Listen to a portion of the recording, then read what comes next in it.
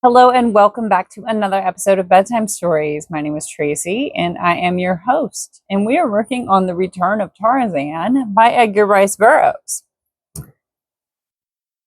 This is chapter 8, The Fight in the Desert. But before we get into that, I need to ask you some very serious questions. Have you gone pee in the potty yet? Did you brush your teeth? Have you done your stretches? Do you have a glass of water or your water bottle next to the bed? Yeah? It's so good. I'm so proud of you. Now get tucked in comfy cozy and let's begin. As the three squatted upon the roof about the quarters of the OLED nails, OLED nails, they heard the angry cursing of the Arabs in the room beneath. Abdul translated from time to time to Tarzan. They are berating those in the street below now, said Abdul, for permitting us to escape so easily.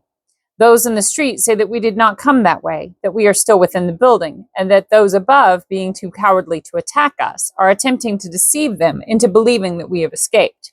In a moment, they will have fighting of their own to attend to if they continue their brawling. Presently, those in the building gave up the search and returned to the cafe. A few remained in the street below, smoking and talking. Tarzan spoke to the girl, thanking her for the sacrifice she had made for him, a total stranger. I liked you, she said simply. You were unlike the others who come to the cafe. You did not speak coarsely to me. The manner in which you gave me money was not an insult. What shall you do after tonight? He asked. You cannot return to the cafe. Can you even remain with safety in Sidi Asa? Sidi Ayasa? Sorry. Tomorrow it will be forgotten, she replied, but I should be glad if it might be that I never return to this or another cafe. I have not remained because I wished to. I have been a prisoner. A prisoner? Ejaculated Tarzan incredulously. A slave would be a better word, she answered. I was stolen in the night from my father's douar by a band of marauders. They brought me here and sold me to the Arab who keeps this cafe. It has been nearly 2 years now since I saw the last of mine own people. They are very far to the south. They never come to Sidi Ayasa. Ayasa. I'm pronouncing that so weird and different every time, and I really do apologize. I'm doing my best. You would like to return to your people? Asked Tarzan. Then I shall promise to see you safely so far as Bou Saada, at least. There we can doubtless arrange for the commandant to send you the rest of the way. Oh, Monsignor, she cried, how could I ever repay you? You cannot really mean that you will do so much for a poor Ouled Nail. But my father can reward you, and he will, for is he not a great sheik? He is Kandor bin Sadin. Kador bin Sadin, ejaculated Tarzan. Why, Kador bin Sadin is in Sidi Ayasa this very night. He dined with me but a few hours since. My father in Sidi Ayasa? Cried the amazed girl. Allah be praised then, for I am indeed saved. Hush, cautioned Abdul. Listen. From below came the sound of voices, quite distinguishable upon the still night air. Tarzan could not understand the words, but Abdul and the girl translated. They have gone now, said the latter. It is you they want, Monsignor. One of them said that the stranger who had offered money for your slaying lay in the home of Ahmed Din Sulif with a broken wrist, but that he had offered a still greater reward if some would lay in wait for you upon the road to Bou Saada and kill you. It is he who followed Monsignor about the market today, exclaimed Abdul. I saw him again within the cafe, him and another, and the two went out into the inner court after talking with this girl here. It was they who attacked and fired upon us as we came out of the cafe. Why do they wish to kill you, Monsignor? I do not know, replied Tarzan, and then after a pause, unless... He did not finish, for the thought that had come to his mind, while it seemed the only reasonable solution of this mystery, appeared at the same time quite improbable. Presently the men in the street went away. The courtyard and the cafe were deserted. Cautiously, Tarzan lowered himself to the sill of the girl's window. The room was empty. He returned to the roof and let Abdul down. Then he lowered the girl to the arms of the waiting Arab. From the window, Abdul dropped the short distance to the street below, while Tarzan took the girl in his arms and leapt down as he had done on so many other occasions in his own forest with a burden in his arms. A little cry of alarm was startled from the girl's lips, but Tarzan landed in the street with but an imperceptible jar and lowered her in safety to her feet. She clung to him for a moment. "How strong Monsieur is, and how active!" she cried. "El Adria, the Black Lion himself, is not more so." "I should like to meet this El Adria of yours," he said. "I have heard much about him." "And you come to the douar of my father, you shall see him," said the girl. "He lives in a spur of the mountains north of us, and comes down from his lair at night to rob my father's douar. With a single blow of his mighty paw, he crushes the skull of a bull, and woe betide the belated wayfarer who meets El Douar abroad at night. El Adria, Woe betide the belated wayfarer who meets El Adria abroad at night." Without further mishap, they reached the hotel. The sleepy landlord objected strenuously to instituting a search for Kador bin Sadin until the following morning, but a piece of gold put a different aspect on the matter, so that a few moments later a servant had started to make the rounds of lesser native hostelries, where it might be expected that a desert sheik would find congenial associations. Tarzan had felt it necessary to find the girl's father that night, for fear he might start on his homeward journey too early in the morning to be intercepted. They had waited perhaps half an hour when the messenger returned with Kador bin Sadin. The old sheik entered the room with a questioning expression upon his proud face. "Monsignor has done me the honor to," he commenced, and then his eyes fell upon the girl. With outstretched arms, he crossed the room to meet her. "My daughter!" he cried. "Allah is merciful!" And tears dimmed the martial eyes of the old warrior. When the story of her abduction and her final rescue had been told to Kador bin Sadin, he extended his hand to Tarzan. "All that is Kador bin Sadin's is thine, my friend, even to his life," he said very simply, but Tarzan knew that those were no idle words. It was decided that although 3 of them would have to ride after practically no sleep, it would be best to make an early start in the morning and attempt to ride all the way to Bou Sadah in one day. It would have been comparatively easy for the men, but for the girl it was sure to be a fatiguing journey. She, however, was the most anxious to undertake it, for it seemed to her that she could not quickly enough reach the family and friends from whom she had been separated for 2 years.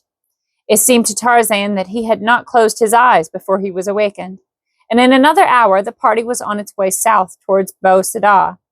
For a few miles the road was good, and they made rapid progress, but suddenly it became only a waste of sand, into which the horses sank fetlock deep at nearly every step.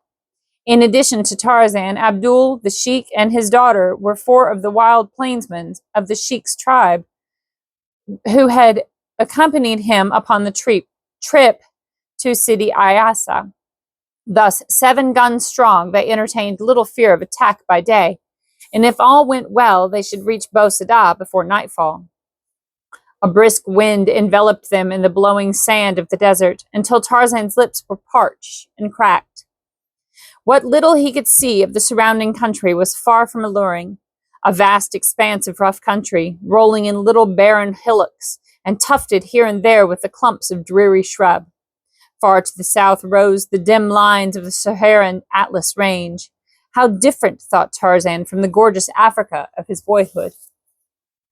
Abdul, always on the alert, looked backward quite as often as he did ahead. At the top of each hillock, as they mounted, he would draw in his horse and, turning, scan the country in the rear with utmost care. At last his scrutiny was rewarded. "Look," he cried, "there are 6 horsemen behind us."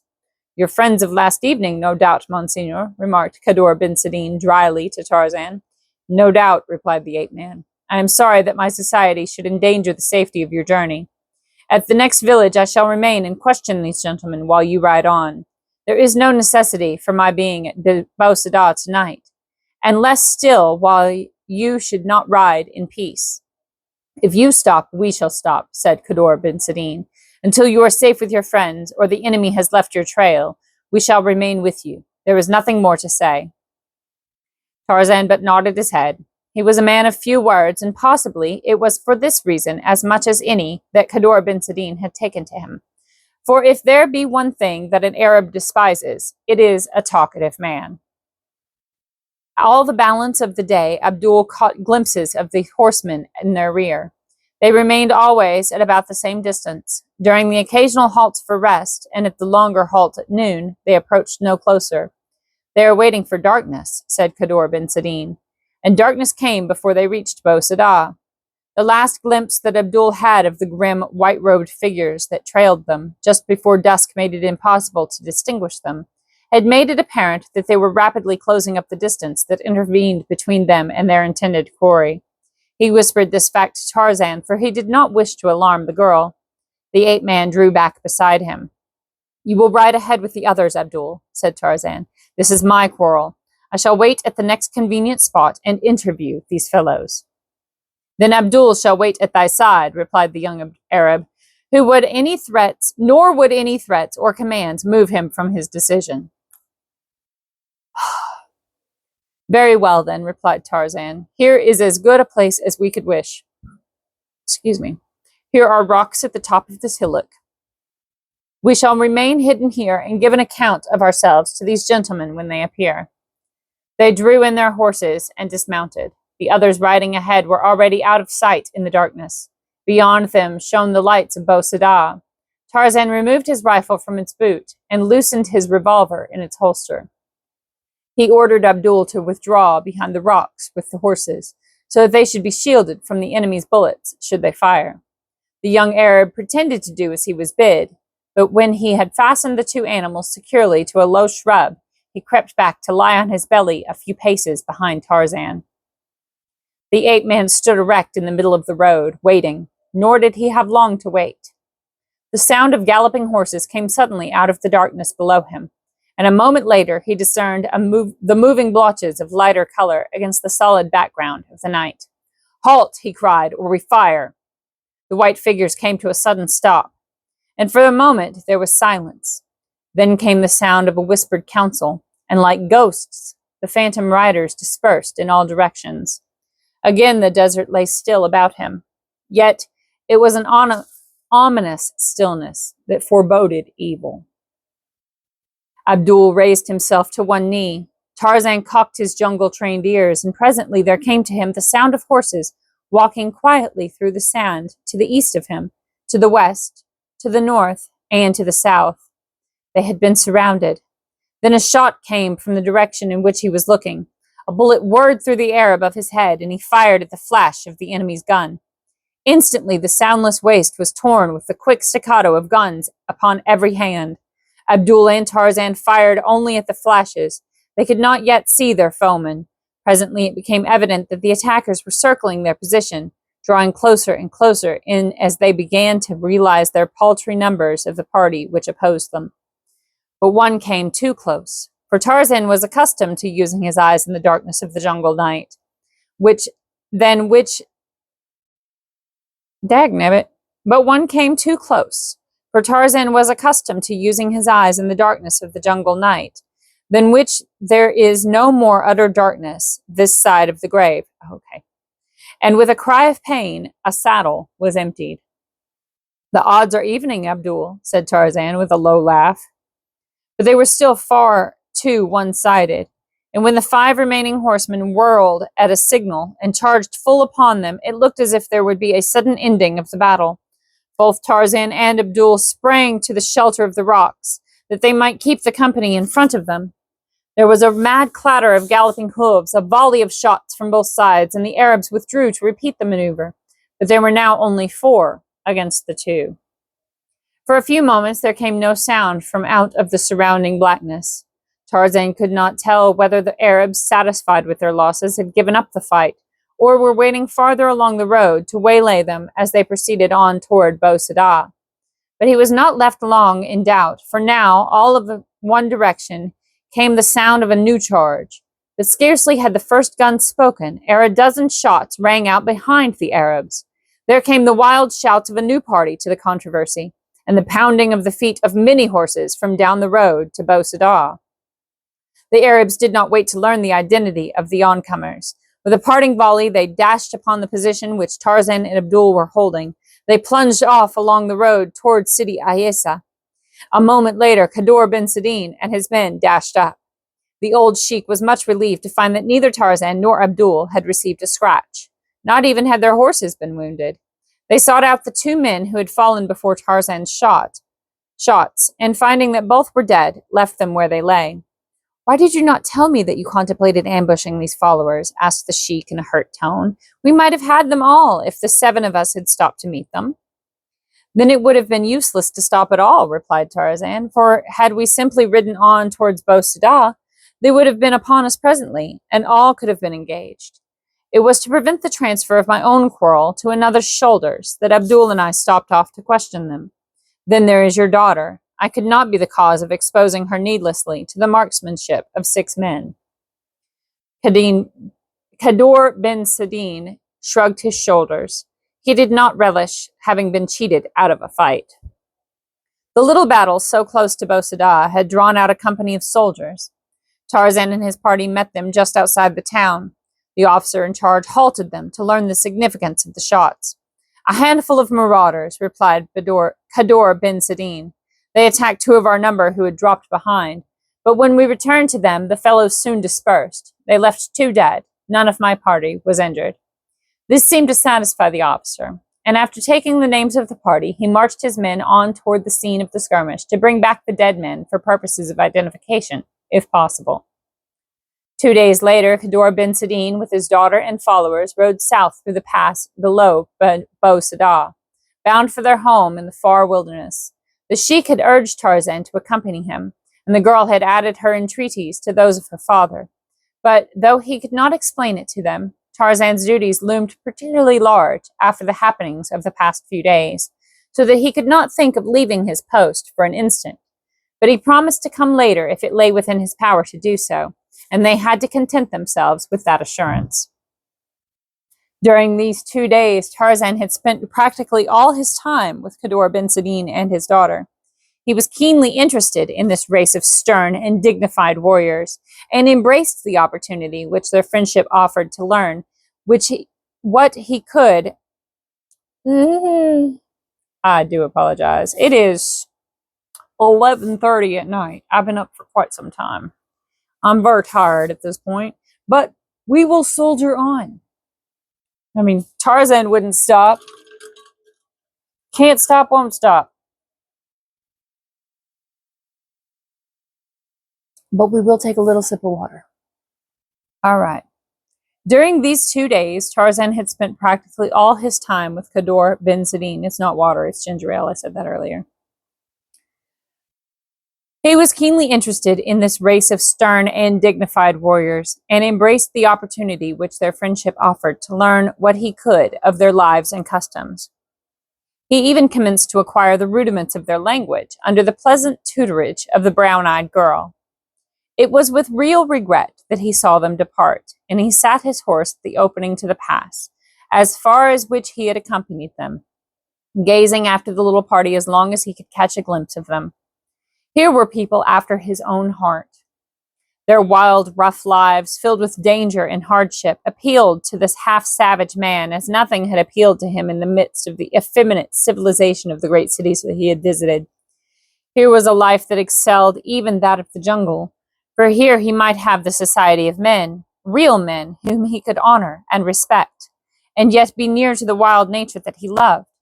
In his head resolved an idea that when he had completed his mission, he would resign and return to live the remainder of his life with the tribe of Kador bin Sadin. Then he turned his horse's head and rode slowly back to Bou Sadah. The front of the Hotel du Petit Sahara, the Hotel du Petit Sahara, where Tarzan stopped in Bou Sadah, is taken up with a bar, 2 dining rooms, and the kitchens. Both of the dining rooms open directly off the bar, and one of them is reserved for the use of the officers of the garrison. As you stand in the bar room, you may look into either of the dining rooms if you wish. It was to the bar that Tarzan repaired after speeding Kador bin Sadin and his party on their way. It was yet early in the morning, for Kador bin Sadin had elected to ride far that day, so that it happened that when Tarzan returned, there were guests still at breakfast. As his casual glance wandered into the officers' dining room, Tarzan saw something which brought a look of interest to his eyes. Lieutenant Journeau was sitting there, and as Tarzan looked, a white-robed Arab approached and, bending, whispered a few words into the lieutenant's ear. Then he passed on out of the building through another door. In itself, the thing was nothing, but as the man had stooped to speak to the officer, Tarzan had caught sight of something which the accidental parting of the man's burnous had revealed. He carried his left arm in a sling. And that is the end of chapter 8. I hope you enjoyed it. That was very exciting, wasn't it? Good night. Sleep tight. Don't let the bedbugs bite. And if they do, you bite them back. I love you so very much. Good night.